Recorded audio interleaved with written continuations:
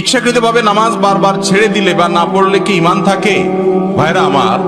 নামাজ ইচ্ছাকৃতভাবে ঠান্ডা মাথায় যদি কোন মুসলমান না পড়ে, সেই ব্যক্তিকে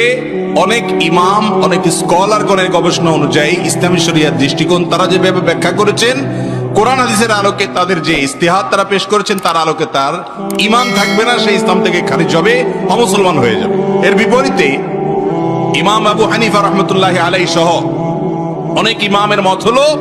যদি কেউ ইচ্ছাকৃত নামাজ না পড়ে কিন্তু তার মধ্যে অপরাধ বোধ থাকে যে আসলে নামাজটা পড়া উচিত,